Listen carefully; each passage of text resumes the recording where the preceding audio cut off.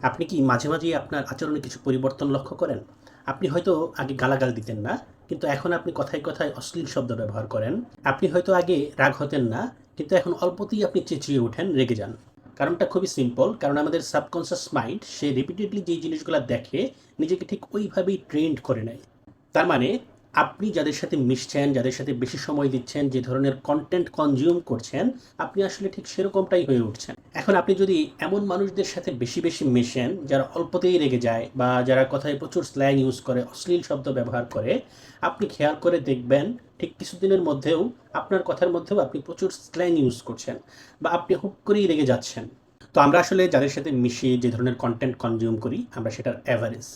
এখন আমি যদি পরিশ্রমী হতে চাই আর সারাদিন লোথা মানুষদের সাথে বসে আড্ডা দিই, তাহলে আমি জীবনেও পরিশ্রমী হতে পারবো না। আমাকে কি করতে হবে? পরিশ্রমীদের সাথে থাকতে হবে, পরিশ্রমীদের সাথে সময় দিতে হবে। তো আপনি আসলে কেমনটা হতে চান, সেটা কিভাবে হবেন, এটা কিন্তু অনেকটা আপনার হাতেই। তো আপনি সময় নিন, আজকে একটু ভাবুন আপনি আসলে কেমন মানুষ হতে চান। তারপর আপনি দেখুন যে আপনার আশেপাশের মানুষ, আপনি যাদের সাথে বেশি সময় দেন এবং আপনি যে ধরনের কন্টেন্ট কনজিউম করেন, আপনার ফেসবুকের টাইমলাইন, নিউজ ফিড, সেটার সাথে সেটার মিল আছে কিনা। যদি মিল না থাকে, আজকে থেকেই পরিবর্তন শুরু করুন। কারণ আপনি সেই মানুষের মতোই হয়ে যাবেন যাদের সাথে আপনি বেশি মেশেন, বেশি সময় দেন।